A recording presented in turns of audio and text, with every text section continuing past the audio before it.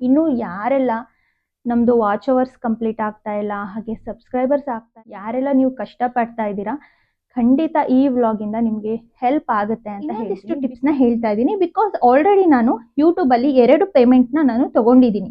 YouTube channel monetisation ಆಗಿ 4000 watch hours plus 1000 subscribers complete ಮಾಡಿ already ಯೂಟ್ಯೂಬಲ್ಲಿ ನಾನು 2 ಪೇಮೆಂಟ್ನ ತೊಗೊಂಡಿದ್ದೀನಿ. ಅದು ಕೂಡ ವಿಲೇಜ್ ಬ್ಯಾಕ್ಗ್ರೌಂಡಿಂದ ಬಂದು ಇಲ್ಲಿವರೆಗೂ ನಾನು ರೀಚ್ ಆಗಿ ಸ್ಟಾರ್ಟಿಂಗ್ ಇನಿಷಿಯಲ್ ಸ್ಟೇಜಲ್ಲಿ ಅದೆಲ್ಲ ನಮ್ಮಂಥವ್ರಿಗಲ್ಲ, ಅದನ್ನೆಲ್ಲ ಬಿಟ್ಬಿಡೋ ಅಂತ ಅಂದಿರೋರೆ ಜಾಸ್ತಿ. ಸೋ ಮಚ್ ಯಾರೆಲ್ಲ ನನಗೆ ನೆಗೆಟಿವ್ ಆಗಿ ಮಾತಾಡಿದಿರಲ್ಲ, ನಿಮ್ಮಿಂದಾನೇ ನಾನು ಇನ್ಸ್ಪೈರ್ ಆಗಿ ಇಲ್ಲಿವರೆಗೂ ಬರೋದಕ್ಕೆ ಸಾಧ್ಯ. And content is very important in YouTube ಅಂತಾನೆ ಹೇಳ್ಬೋದು. ಅಲ್ಲಿ ಕನ್ಸಿಸ್ಟೆನ್ಸಿ ಅನ್ನೋದು ತುಂಬಾನೇ ಇಂಪಾರ್ಟೆಂಟ್. ಫಾಲೋ ಮಾಡಿ. And settings, video quality setting, because 1 ವರ್ಷದ ಒಳಗಡೆ 3000 ವಾಚ್ ಅವರ್ಸ್ ಹಾಗೆ 500 ಸಬ್ಸ್ಕ್ರೈಬರ್ಸ್ನ ಕಂಪ್ಲೀಟ್ ಮಾಡಿ ಯೂಟ್ಯೂಬ್ ಚಾನಲ್ನ ಮಾನಿಟೈಸೇಷನ್ ಮಾಡ್ಕೊಳ್ಳೇಬೇಕು. ಒಂದಿಷ್ಟು ಬ್ಯಾಕ್ಗ್ರೌಂಡ್ ಮ್ಯೂಸಿಕ್ಸಿಗೆ ಕಾಪಿರೈಟ್ ಅನ್ನೋ ಒಂದು ಇಶ್ಯೂಸ್ ಒನ್ ಟೈಮ್ ಕಾಪಿರೈಟ್ ಅಂತ ಬಂತು ಅಂದರೆ ಅದ್ರ ನೆಕ್ಸ್ಟ್ 3-4 ವಿಡಿಯೋಸ್ಗೆ ನಿಮಗೆ ವ್ಯೂಸ್ ಅವರೇ ಕಟ್. ಫ್ರೆಂಡ್ಸ್, ವಾಚ್ ಅವರ್ಸ್ ನಿಮಗೆ ಕಂಪ್ಲೀಟ್ ಆಗಬೇಕು ಅಂತ ಬಟ್ ಯೂಟ್ಯೂಬಲ್ಲಿ ದುಡ್ಡು ಬರೋದಕ್ಕೆ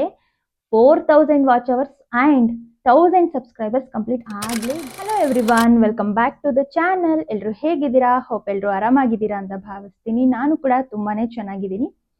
ಫ್ರೆಂಡ್ಸ್, ಇವತ್ತಿನ ವ್ಲಾಗ್ ಬಂದ್ಬಿಟ್ಟು ಯೂಟ್ಯೂಬ್ ಬಗ್ಗೆ ಆಗಿರುತ್ತೆ. ನಾನು ಯೂಟ್ಯೂಬಲ್ಲಿ ಯಾವುದೆಲ್ಲ ಟಿಪ್ಸ್ ಆ್ಯಂಡ್ ಟ್ರಿಕ್ಸ್ನ ಯೂಸ್ ಮಾಡಿ ಇಲ್ಲಿವರೆಗೂ ನನ್ನ ಯೂಟ್ಯೂಬ್ ಚಾನಲ್ನ ಗ್ರೋ ಮಾಡ್ಕೊಂಡು ಬಂದಿದ್ದೀನಿ ಅಂತ ನಿಮ್ಮ ಜೊತೆ ಶೇರ್ ಮಾಡೋಣ ಅಂತೇಳಿ. ಆ್ಯಂಡ್ ಇನ್ನೂ ಯಾರೆಲ್ಲ ನಮ್ಮದು ವಾಚ್ ಅವರ್ಸ್ ಕಂಪ್ಲೀಟ್ ಆಗ್ತಾ ಇಲ್ಲ, ಹಾಗೆ ಸಬ್ಸ್ಕ್ರೈಬರ್ಸ್ ಆಗ್ತಾ ಇಲ್ಲ ಅಂತ ಯಾರೆಲ್ಲ ನೀವು ಕಷ್ಟಪಡ್ತಾ ಇದ್ದೀರಾ, ಖಂಡಿತ ಈ ವ್ಲಾಗಿಂದ ನಿಮಗೆ ಹೆಲ್ಪ್ ಆಗುತ್ತೆ ಅಂತ ಹೇಳ್ತೀನಿ. ಬಿಕಾಸ್ ನಾನು ಸ್ಟಾರ್ಟಿಂಗ್ ಯೂಟ್ಯೂಬ್ ಸ್ಟಾರ್ಟ್ ಮಾಡಿದಾಗ ನನಗೂ ಕೂಡ ಯಾರು ಕೂಡ ಈ ರೀತಿ ಟಿಪ್ಸ್ ಹೇಳೋರು ಸಿಕ್ಕೇ ಇರಲಿಲ್ಲ. ಪ್ರತಿಯೊಬ್ಬರು ಕಾಮೆಂಟ್ ಮಾಡ್ತಾನೆ ಇದ್ದೆ, ಸಕ್ಸಸ್ ಆಗಿರೋ ಯೂಟ್ಯೂಬರ್ಸ್ಗೆ ಏನಾದರೂ ಟಿಪ್ಸ್ ಇದ್ದರೆ ಹೇಳಿ ಪ್ಲೀಸ್, ವಾಚ್ ಅವರ್ಸ್ ಕಂಪ್ಲೀಟ್ ಆಗೋಕ್ಕೆ, ಸಬ್ಸ್ಕ್ರೈಬರ್ಸ್ ಆಗೋದಕ್ಕೆ ಅಂತ. ಬಟ್ ಯಾರು ಕೂಡ ರೆಸ್ಪಾನ್ಸ್ ಮಾಡ್ತಾ ಇರಲಿಲ್ಲ. ಆಮೇಲೆ ನಾನೇ ನನ್ನ ಒಂದು ಜರ್ನಿಯಲ್ಲಿ ನಾನೇ ಎಕ್ಸ್ಪೀರಿಯನ್ಸ್ ಮಾಡಿ ಯಾವೆಲ್ಲ ಟಿಪ್ಸ್ನ ಯೂಸ್ ಮಾಡ್ಬೋದು ಅಂತೇಳಿ ತಿಳ್ಕೊಂಡು ಸಕ್ಸಸ್ ಆಗಿರೋ ಅಂಥದ್ದು. ಹಾಗಾಗಿ ನಂತರನೇ ಯಾರೆಲ್ಲ ಕಷ್ಟಪಡ್ತಾ ಇದ್ದೀರಾ ನಿಮಗೆ ಹೆಲ್ಪ್ ಆಗಲಿ ಅಂತೇಳಿ ಈ ಒಂದು ವ್ಲಾಗ್ನ ಸ್ಟಾರ್ಟ್ ಮಾಡ್ತಾ ಇದ್ದೀನಿ. ಫ್ರೆಂಡ್ಸ್, ಇದೇ ರೀತಿ ನಾನು ಲಾಸ್ಟ್ ಟೈಮ್ ಕೂಡ ಒಂದು ವ್ಲಾಗ್ನ ಹಾಕಿದ್ದೆ. ತುಂಬ ಜನ ರೆಸ್ಪಾನ್ಸ್ ಮಾಡಿದ್ದೀರಾ, ತುಂಬಾ ಖುಷಿ ಆಗುತ್ತೆ. ಆ ವ್ಲಾಗ್ಗೆ ಅಷ್ಟೊಂದು ರೆಸ್ಪಾನ್ಸ್ ಬರುತ್ತೆ ಅಂತ ನಾನು ಅಂದ್ಕೊಂಡಿದ್ದಿಲ್ಲ. ಆ್ಯಂಡ್ ತುಂಬ ಜನ ಕಮೆಂಟ್ ಮಾಡಿದ್ದೀರಾ, ಅಕ್ಕ ನಮ್ಗೆ ತುಂಬ ಹೆಲ್ಪ್ ಆಯಿತು ಅಂತೇಳಿ. ನನಗೂ ಕೂಡ ಅದನ್ನು ಕೇಳಿ ತುಂಬಾ ಖುಷಿ ಆಯಿತು ಫ್ರೆಂಡ್ಸ್. ನನ್ನಿಂದ ಒಂದಷ್ಟು ಜನಕ್ಕೆ ಹೆಲ್ಪ್ ಆಗಿದೆ ಅಲ್ಲ ಅಂತೇಳಿ ತುಂಬಾ ಖುಷಿ ಆಯಿತು. ಅದಕ್ಕೋಸ್ಕರ ಇವತ್ತು ಇನ್ನೊಂದಿಷ್ಟು ಟಿಪ್ಸ್ನ ಹೇಳ್ತಾ ಇದ್ದೀನಿ. ಬಿಕಾಸ್ ಆಲ್ರೆಡಿ ನಾನು ಯೂಟ್ಯೂಬಲ್ಲಿ 2 ಪೇಮೆಂಟ್ನ ನಾನು ತೊಗೊಂಡಿದ್ದೀನಿ. ಯೂಟ್ಯೂಬ್ ಚಾನಲ್ ಮಾನಿಟೈಸೇಷನ್ ಆಗಿ 4000 watch hours plus 1000 subscribers complete ಮಾಡಿ ಆಲ್ರೆಡಿ ಯೂಟ್ಯೂಬಲ್ಲಿ ನಾನು 2 ಪೇಮೆಂಟ್ನ ತೊಗೊಂಡಿದ್ದೀನಿ. ಅದು ಕೂಡ ವಿಲೇಜ್ ಬ್ಯಾಕ್ಗ್ರೌಂಡಿಂದ ಬಂದು ಇಲ್ಲಿವರೆಗೂ ನಾನು ರೀಚ್ ಆಗಿದ್ದೀನಿ, ಯಾರದೇ ಸಪೋರ್ಟ್ ಇಲ್ದಂಗೆ. ಅಂದರೆ ನನ್ನ ಒಂದು ಎಫರ್ಟ್ಗೆ ನನಗೆ ಖುಷಿ ಆಗುತ್ತೆ. ಓಕೆ, ನಾನು ಇದನ್ನ ಒಂದು ಚಾಲೆಂಜಿಂಗ್ ಆಗಿ ತಗೊಂಡು ಇಷ್ಟೆಲ್ಲ ಮಾಡಿದ್ನಾ ಅಂತೇಳಿ ನನಗೆ ಸಿಕ್ಕಾಪಟ್ಟೆ ಖುಷಿ ಆಗುತ್ತೆ. ಹಾಗಾಗಿ ನಾನು ಯಾವೆಲ್ಲ ಟಿಪ್ಸ್ನ ಫಾಲೋ ಮಾಡಿದೆ ಅಂತ ಈ ವ್ಲಾಗಲ್ಲಿ ಹೇಳ್ತಾ ಹೋಗ್ತೀನಿ. ಪ್ಲೀಸ್, ಇನ್ನು ಯಾರೆಲ್ಲ ಚಾನಲ್ನ ಸಬ್ಸ್ಕ್ರೈಬ್ ಮಾಡದೆ ನೋಡ್ತಾ ಇದ್ದೀರಾ ದಯವಿಟ್ಟು ಸಬ್ಸ್ಕ್ರೈಬ್ ಮಾಡ್ಕೊಂಡು ನೋಡಿ. ಇದರಿಂದ ನನ್ನ ನೆಕ್ಸ್ಟ್ ನೋಟಿಫಿಕೇಶನ್ಸ್ ನಿಮಗೆ ಫಸ್ಟ್ ಬರುತ್ತೆ ಅಂತ ಹೇಳ್ತಾ ಬನ್ನಿ ವ್ಲಾಗ್ನ ಸ್ಟಾರ್ಟ್ ಮಾಡೋಣ. ಫ್ರೆಂಡ್ಸ್, ನಾನು ಯೂಟ್ಯೂಬ್ ಚಾನಲ್ ಸ್ಟಾರ್ಟ್ ಮಾಡಿದಾಗ ಝೀರೋ ಇಂದ ಸ್ಟಾರ್ಟ್ ಮಾಡಿದ್ದು. ಅದು ಐಡಿಯಾ ನನಗೆ ಹೇಗೆ ಬಂತು ಅಂತ ಅಂದರೆ, ನಾನು ಡಿಗ್ರಿ ಮುಗಿಸಿ ಮನೇಲಿದ್ದೆ. ತುಂಬ ಜನ ನನ್ನ ಫ್ರೆಂಡ್ಸ್ ಎಲ್ಲ ಅಂತಿದ್ರು, ನಮಗೆ 2 GB ನೆಟ್ ಹಾಕ್ಸ್ಕೊಂಡ್ರು ಸಾಲಲ್ಲ, ಆ್ಯಂಡ್ ನನಗೆ ನೆಟ್ ಖಾಲಿ ಮಾಡಲಿಲ್ದಂಗೆ ನಿದ್ದೆನೇ ಬರಲ್ಲ ಅಂತ ಹೇಳ್ತಾ ಇದ್ರು. ಹೌದಾ, ಸುಮ್ಮನೆ ಯಾಕೆ ಟೈಮ್ ವೇಸ್ಟ್ ಅಲ್ವಾ, ಸ್ಕ್ರೀನ್ ಎಲ್ಲ ನೋಡಿಕೊಂಡು ಆ್ಯಂಡ್ ಕರೆನ್ಸಿನ ಹಾಕ್ಸ್ಕೊಂಡು ನೆಟ್ ಎಲ್ಲ ಸುಮ್ಮನೆ ಬೇಕಾಬಿಟ್ಟು ಯೂಸ್ ಮಾಡಿ ಬೇರೆಯವ್ರಿಗೆ ಲಾಭ ಮಾಡ್ತಿದ್ದೀವಲ್ಲ ಅನ್ನೋದು ಫಸ್ಟಿಂದನೂ ನನ್ನ ತಲೆಯಲ್ಲಿತ್ತು. ಆಯಿತಾ. ಆಮೇಲೆ ಇದೇ ರೀತಿ ನಾನು ಡಿಗ್ರಿ ಮುಗಿಸ್ಕೊಂಡು ಇನ್ನೂ ನಾನು ಹೈಯರ್ ಸ್ಟಡೀಸಿಗೆ ಜಾಯಿನ್ ಆಗಿದ್ದಿಲ್ಲ, ಮನೆಯಲ್ಲೇ ಇದ್ದೆ. ಆ್ಯಂಡ್ ಮದುವೆ ಕೂಡ ಆಗಿತ್ತು.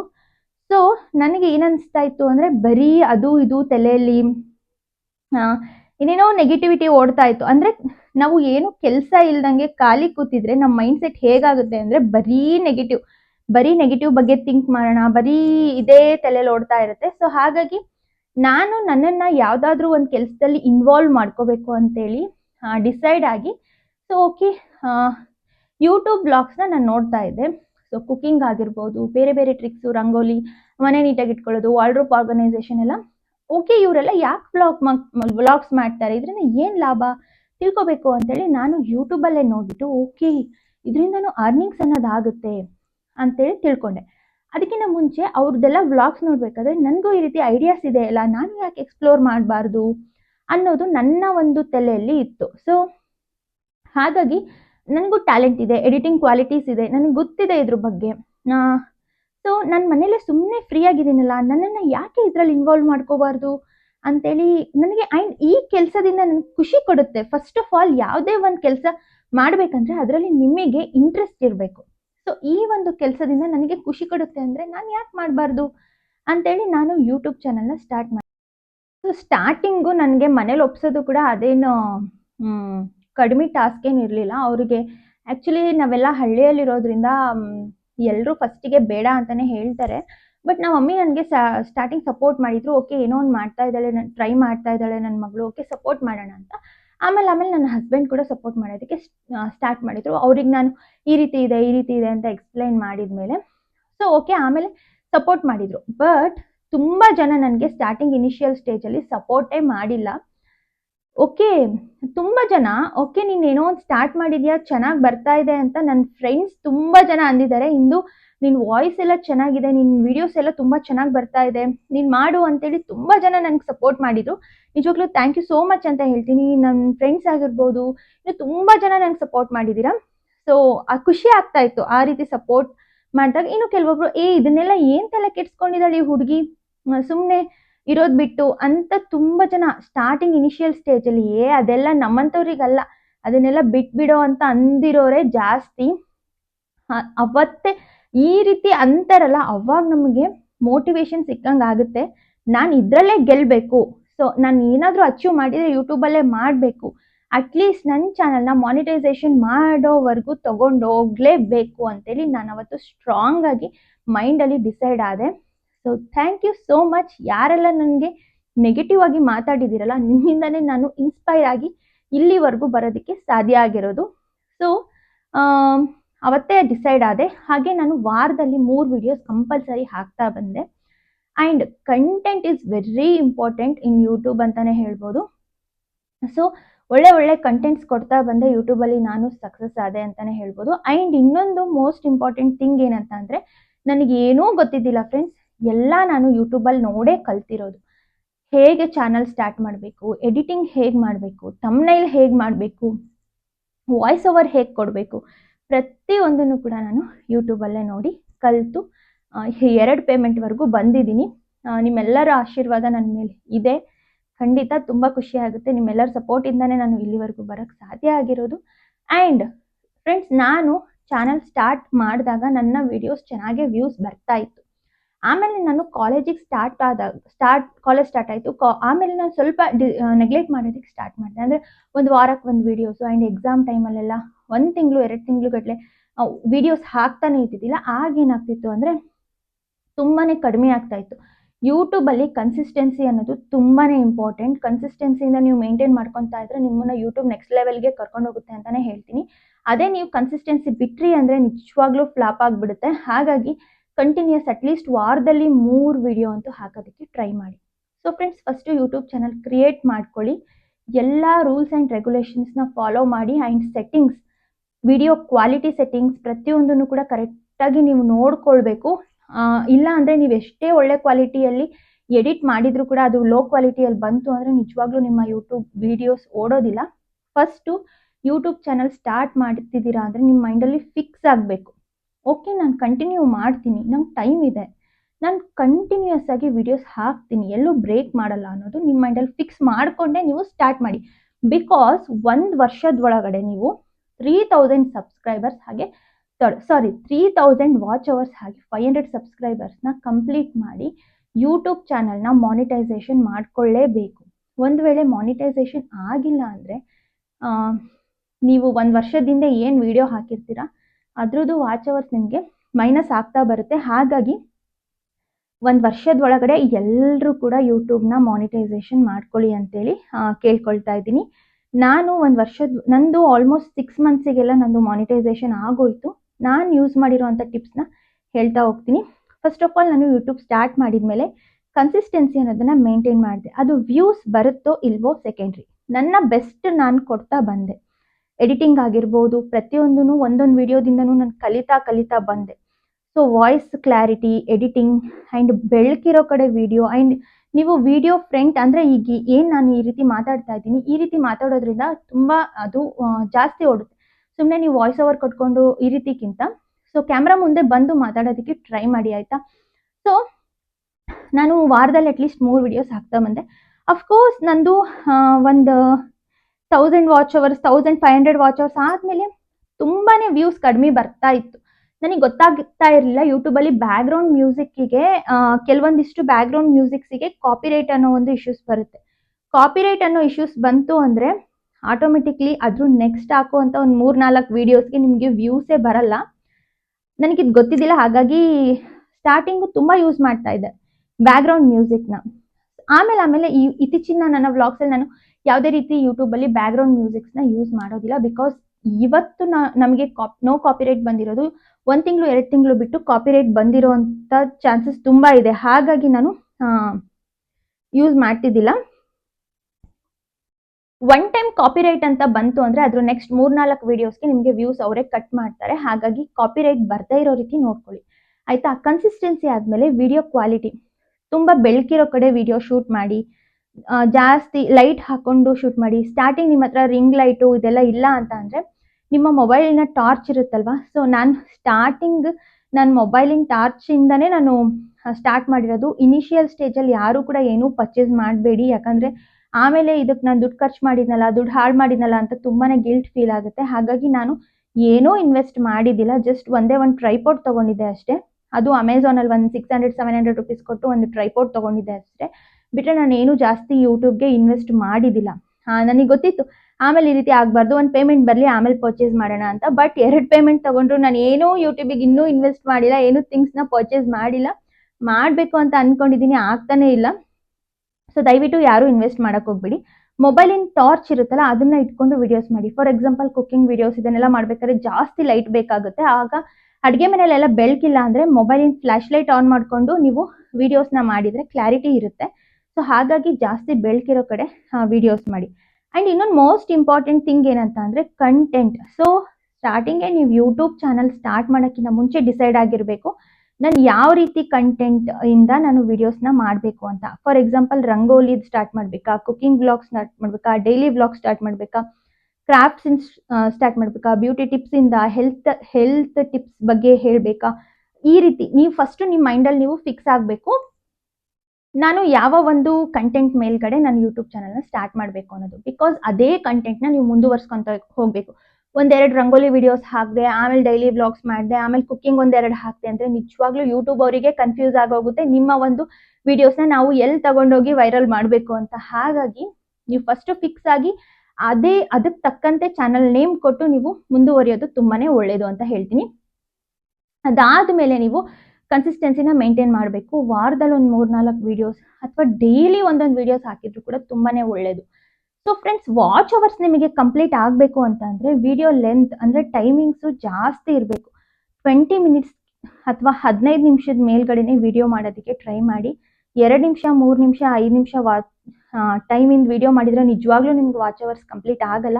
ಬಿಕಾಸ್ ನಿಮಗೆ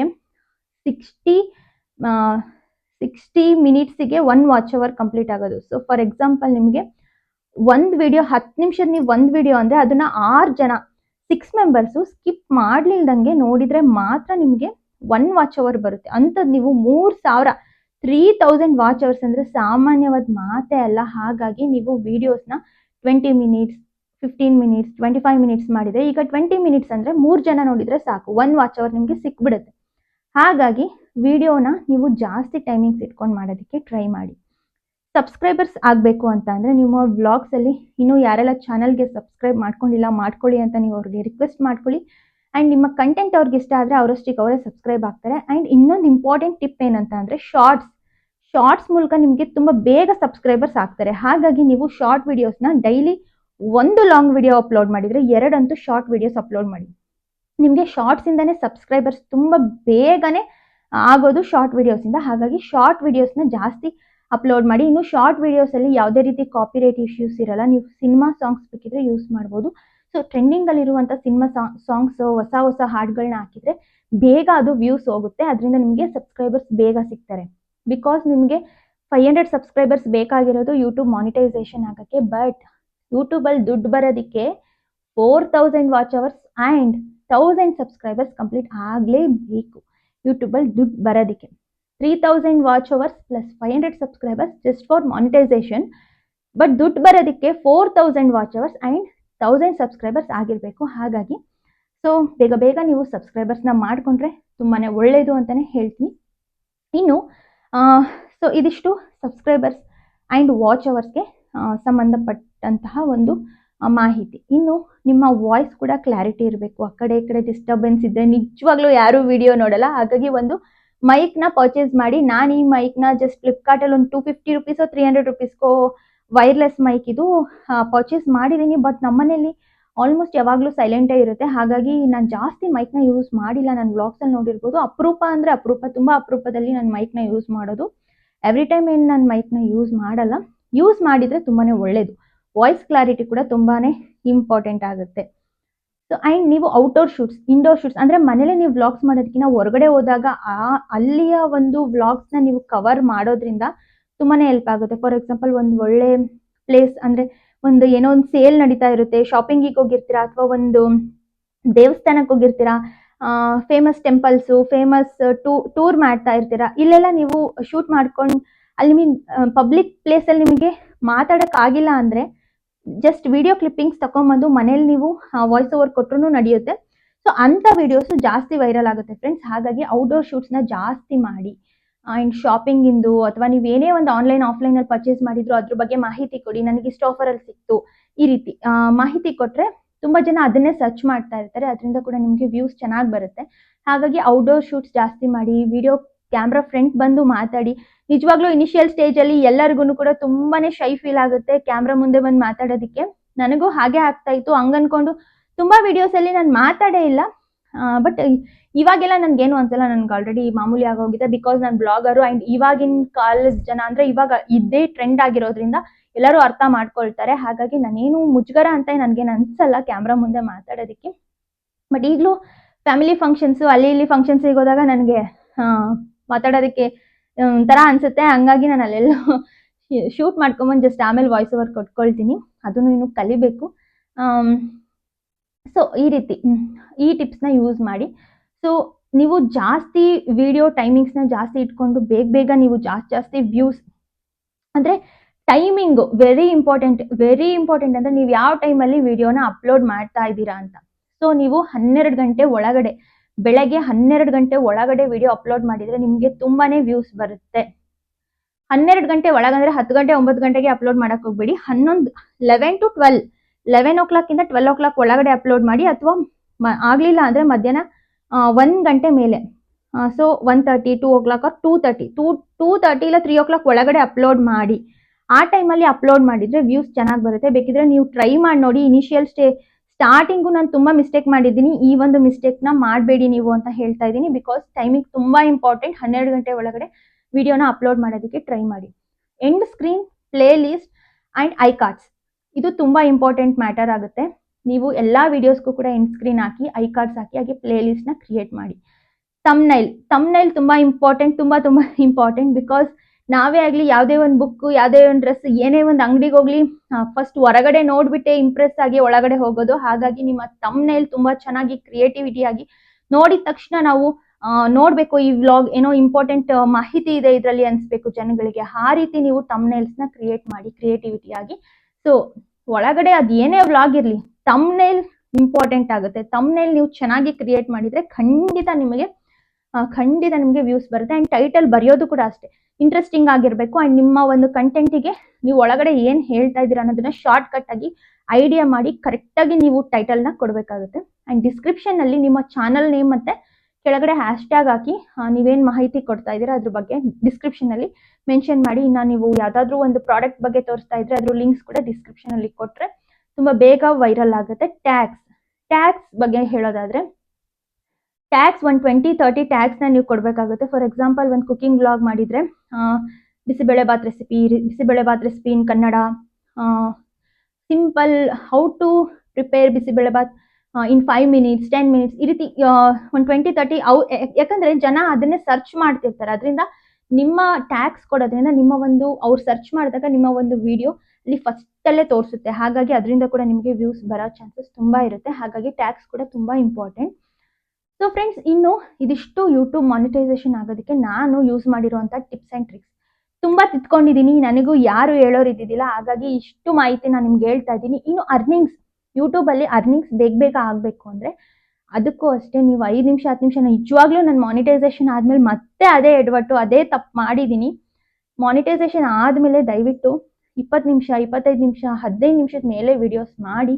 ಹೌದು, ಕೆಲವೊಂದ್ಸಲ ಮಾಡೋಕ್ಕಾಗಲ್ಲ, ಆದರೂ ಟ್ರೈ ಮಾಡಿ. ಅಟ್ಲೀಸ್ಟ್ 10 ಮಿನಿಟ್ಸ್ವರೆಗೂ ಅಂತೂ ವಿಡಿಯೋ ತೊಗೊಂಡೋಗಿ. ಇಲ್ಲ ಅಂದರೆ ಡಾಲರ್ಸ್ ತುಂಬ ಕಡಿಮೆ ಆಗುತ್ತೆ. ನಿಮಗೆ ವಿಡಿಯೋಗೆ ಎಷ್ಟು ಅಡ್ವರ್ಟೈಸ್ಮೆಂಟ್ ಮ್ಯಾಟ್ರ್ ಆಗುತ್ತೆ. ಆಮೇಲೆ ವಾಚ್ ಅವರ್ಸ್ ಯಾವುದೇ ಕಾರಣಕ್ಕೂ ಮ್ಯಾಟ್ರ್ ಆಗಲ್ಲ. ಅಡ್ವರ್ಟೈಸ್ಮೆಂಟ್ ಆ್ಯಡ್ಸೇ ಮ್ಯಾಟ್ರ್ ಆಗೋದು ಮಾನಿಟೈಸೇಷನ್ ಆದಮೇಲೆ ಅರ್ನಿಂಗ್ಸಿಗೆ. ಸೊ 10 ನಿಮಿಷದ ವಿಡಿಯೋಗೆ ಒಂದೇ ಒಂದು ಆ್ಯಡ್ ಬರುತ್ತೆ. ಸೊ ಆವಾಗ ಅಷ್ಟು ಅಮೌಂಟ್ ಜಾಸ್ತಿ ಬರಲ್ಲ. ಅದೇ 20 ನಿಮಿಷದ ವಿಡಿಯೋಸ್ಗೆ 2ರಿಂದ 3 ಅಡ್ವರ್ಟೈಸ್ಮೆಂಟ್ ಬಂತು ಅಂದರೆ ನಿಮಗೆ ಆಟೋಮೆಟಿಕ್ಲಿ ವ್ಯೂಸ್ ಕಮ್ಮಿ ಇದ್ದರೂ ಕೂಡ ಅಮೌಂಟ್ ಜಾಸ್ತಿ ಬರುತ್ತೆ. ಸೊ ಹಾಗಾಗಿ ಈ ಒಂದು ಮಿಸ್ಟೇಕ್ನ ಮಾಡಬೇಡಿ. ಮಾನಿಟೈಸೇಷನ್ ಆದಮೇಲೆ ನಿಮಗೆ ತುಂಬ ಇಂಪಾರ್ಟೆಂಟ್ ಆಗುತ್ತೆ ಅಡ್ವರ್ಟೈಸ್ಮೆಂಟ್ ಆ್ಯಡ್ಸ್. ಸೊ ಹಾಗಾಗಿ ಯೂಟ್ಯೂಬ್ ಡ್ಯೂರೇಷನ್ ಫಸ್ಟಿಂದನೂ ಮೈಂಡಲ್ಲಿ ಫಿಕ್ಸ್ ಆಗಿಬಿಡ್ರಿ. ನಾನು 20 ನಿಮಿಷ 15 ನಿಮಿಷ 20 ನಿಮಿಷದ ಮೇಲೆ ವೀಡಿಯೋಸ್ ಮಾಡಬೇಕು ಅಂತ. ಅದು ನಿಮಗೆ ಮಾನಿಟೈಸೇಷನ್ ಆಗೋದಕ್ಕೂ ಹೆಲ್ಪ್ ಆಗುತ್ತೆ ಆ್ಯಂಡ್ ಅರ್ನಿಂಗ್ಸ್ ಕೂಡ ಬೇಗ ಡಾಲರ್ಸ್ ಕಂಪ್ಲೀಟ್ ಆಗಿ ಬೇಗ ಅಮೌಂಟ್ ತೊಗೋಬೇಕು ಅನ್ನೋದು ಎಷ್ಟು ಜನಕ್ಕೆ ಆಸೆ ಇರುತ್ತೆ ಅಲ್ವಾ. ನನಗೂ ಕೂಡ ಅಷ್ಟೇ. ಫಸ್ಟ್ ಪೇಮೆಂಟ್ ಯಾವಾಗ ನೋಡ್ತೀನಪ್ಪ ಅನ್ಸೋಗಿತ್ತು. ಹಾಗಾಗಿ ಹೇಳ್ತಾ ಇದ್ದೀನಿ. ಸೊ ಇದು ಒಂದು ನನ್ನ ಯೂಟ್ಯೂಬಿನ ಜರ್ನಿ ಆ್ಯಂಡ್ ಇಷ್ಟೆಲ್ಲ ಟಿಪ್ಸ್ ಆ್ಯಂಡ್ ಟ್ರಿಕ್ಸ್ ಯೂಸ್ ಮಾಡಿ ನಾನು ಇಲ್ಲಿವರೆಗೂ ನನ್ನ ಯೂಟ್ಯೂಬ್ ಚಾನಲ್ನ ತೊಗೊಂಬಂದಿದ್ದೀನಿ. ಸೊ ಇಷ್ಟೆಲ್ಲ ಸಬ್ಸ್ಕ್ರೈಬರ್ಸ್ನ ಮಾಡ್ಕೊಂಡಿದ್ದೀನಿ. ನಾನು ಇನ್ನೂ ತುಂಬ ಮಿಸ್ಟೇಕ್ಸ್ ಮಾಡಿದ್ದೀನಿ. ಒಂದು 5 to 6 months ಎಲ್ಲ ನಾನು ವೀಡಿಯೋಸೇ ಮಾಡಿಲ್ಲ because of my personal reasons ಅಂತಲೇ ಹೇಳ್ಬೋದು. ಸೊ ಹಾಗಾಗಿ ಆ ಒಂದು ಎಡವಟ್ಟು ಯಾರೂ ಮಾಡಬೇಡಿ. ಆದರೂ ಕೂಡ ನನ್ನ ವ್ಲಾಗ್ಸಿಗೆ ಚೆನ್ನಾಗೇ ವ್ಯೂಸ್ ಬರ್ತಾ ಇದೆ, ಚೆನ್ನಾಗೇ ಇಂಪ್ರೂವ್ ಆಗ್ತಾ ಇದೆ. ನನ್ನ ಒಂದು ವಿಡಿಯೋದಿಂದ ಯಾರಿಗೆಲ್ಲ ಮೋಟಿವೇಶನ್ ಸಿಕ್ಕಿದೆ, ಅಟ್ಲೀಸ್ಟ್ ಒಂದೇ ಒಂದು ಟಿಪ್ ಆದರೂ ಇದರಲ್ಲಿ ನಿಮ್ಗೆ ಹೆಲ್ಪ್ ಆಗಿದ್ದರೆ ಪ್ಲೀಸ್ ಕಾಮೆಂಟ್ ಸೆಕ್ಷನಲ್ಲಿ ತಿಳಿಸಿ. ಒಂದೇ ಒಂದು ಟಿಪ್ ಹೆಲ್ಪ್ ಆಗಿದ್ರು ಕಾಮೆಂಟ್ ಸೆಕ್ಷನಲ್ಲಿ ತಿಳಿಸಿ. ನಿಮ್ಗೆ ಸಬ್ಸ್ಕ್ರೈಬರ್ಸ್ ಆಗ್ತಾ ಇಲ್ಲ ಅಂದರೆ ದಯವಿಟ್ಟು ಎಲ್ಲ ವಿಡಿಯೋದಲ್ಲೂ ಯಾರೆಲ್ಲ ಚಾನಲ್ಗೆ ಸಬ್ಸ್ಕ್ರೈಬ್ ಮಾಡ್ಕೊಂಡಿಲ್ಲ ಸಬ್ಸ್ಕ್ರೈಬ್ ಮಾಡ್ಕೊಳ್ಳಿ, ಹಾಗೆ ಬೆಲ್ಲೈಕನ್ನ ಕ್ಲಿಕ್ ಮಾಡಿ ಅಂತ ಕೇಳ್ಕೊಳ್ಳಿ. ಇವಾಗ ಯೂಟ್ಯೂಬರು ಹೈಪ್ ಅನ್ನೋ ಒಂದು ಹೊಸ ಒಂದು ಅಪ್ಡೇಟ್ ಮಾಡಿದ್ದಾರೆ. ನೀವು ಹೈಪ್ ಮಾಡಿ ದಯವಿಟ್ಟು. ಯಾರೆಲ್ಲ ನನ್ನ ಒಂದು ವ್ಲಾಗಿಗೆ ಹೈಪ್ ಮಾಡಬೇಕು, ಪಾಯಿಂಟ್ಸ್ ಕೊಡಬೇಕು ಅಂತಿದ್ರೆ ಅದರಿಂದ ಯಾವುದೇ ರೀತಿ ನಿಮ್ಮ ದುಡ್ಡೇನು ಕಟ್ಟಾಗಲ್ಲ. ಹೈಪ್ ಮಾಡಿದರೆ ನನಗೂ ಖುಷಿ ಆಗುತ್ತೆ. ಇಷ್ಟು ಪಾಯಿಂಟ್ಸ್ ಅನ್ನೋದು ಅದರಿಂದ ನನಗೂ ಏನು ಅಮೌಂಟಿಂದ ಏನು ಹೆಲ್ಪ್ ಆಗಲ್ಲ, ಬಟ್ ಅದು ಒಂದು ಆ್ಯಡ್ ಆಗುತ್ತಲ್ಲ ಅನ್ನೋದು ಖುಷಿ ಆಗುತ್ತೆ ಅಷ್ಟೇ. ಸೊ ಇನ್ನು ಒಂದೇ ಒಂದು ಟಿಪ್ಪು ನಿಮಗೆ ಯೂಸ್ಫುಲ್ ಅನಿಸಿದರೆ, ಮೋಟಿವೇಶನ್ ಸಿಕ್ಕಿದ್ರೆ ಪ್ಲೀಸ್ ಚಾನಲ್ನ ಸಬ್ಸ್ಕ್ರೈಬ್ ಮಾಡ್ಕೊಳ್ಳಿ. ಇನ್ನು ಏನೇ ಡೌಟ್ಸ್ ಇದ್ದರೂ ಕಾಮೆಂಟ್ ಸೆಕ್ಷನಲ್ಲಿ ತಿಳಿಸಿ. ನಾನು ಖಂಡಿತ ಎಲ್ರಿಗೂ ರಿಪ್ಲೈ ಮಾಡ್ತೀನಿ ಅಂತ ಹೇಳ್ತಾ ಈ ವ್ಲಾಗ್ನ ಎಂಡ್ ಮಾಡೋದಕ್ಕೆ ಇಷ್ಟಪಡ್ತೀನಿ. ಬಿಕಾಸ್ ಆಲ್ರೆಡಿ ತುಂಬಾ ಟಿಪ್ಸ್ನ ಹೇಳಿದ್ದೀನಿ. ಈ ವ್ಲಾಗ್ಸಲ್ಲಿ ಏನಾದರೂ ಮಿಸ್ ಮಾಡಿದರೆ, ನಾನು ಆಲ್ರೆಡಿ ತುಂಬ ವ್ಲಾಗ್ಸ್ನ ಮಾಡಿದ್ದೀನಿ ಯೂಟ್ಯೂಬ್ ರಿಲೇಟೆಡ್. ನೀವು ಆ ವ್ಲಾಗ್ಸ್ನ ನೋಡಿಕೊಂಡು ಬೇಕಿದ್ರೆ ನೀವು ಟಿಪ್ಸ್ನ ಫಾಲೋ ಮಾಡ್ಬೋದು ಅಂತ ಹೇಳ್ತಾ ಈ ವ್ಲಾಗ್ನ ಇಲ್ಲಿಗೆ ಎಂಡ್ ಮಾಡ್ತಾ ಇದ್ದೀನಿ. ಯಾರಿಗೆಲ್ಲ ಈ ವಿಡಿಯೋ ಯೂಸ್ಫುಲ್ ಅನಿಸ್ತು, ಹೆಲ್ಪ್ಫುಲ್ ಅನಿಸ್ತು, ಪ್ಲೀಸ್ ಚಾನಲ್ನ ಸಬ್ಸ್ಕ್ರೈಬ್ ಮಾಡ್ಕೊಳ್ಳಿ, ಹಾಗೆ ಬೆಲ್ಲೈಕನ್ನ ಕ್ಲಿಕ್ ಮಾಡಿ. ಇದೇ ರೀತಿ ಇನ್ಫಾರ್ಮೇಟಿವ್ ವಿಡಿಯೋಸ್ಗೋಸ್ಕರ ನನ್ನ ಒಂದು ಚಾನಲ್ನ ನೋಡ್ತಾ ಇರಿ. ನಿಮ್ಮ ಪ್ರೀತಿ ಸದಾ ನನ್ನ ಚಾನಲ್ ಮೇಲೆ, ನಮ್ಮ ಕುಟುಂಬದ ಮೇಲೆ ಹೀಗೆ ಇರಲಿ ಅಂತ ಹೇಳ್ತಾ ಈ ವ್ಲಾಗ್ನ ಎಂಡ್ ಮಾಡ್ತಾ ಇದ್ದೀನಿ. ಮತ್ತೆ ನೆಕ್ಸ್ಟ್ ವ್ಲಾಗಲ್ಲಿ ಸಿಗ್ತೀನಿ. ಅಲ್ಲಿವರೆಗೂ ಟೇಕ್ ಕೇರ್, ಬಾಯ್.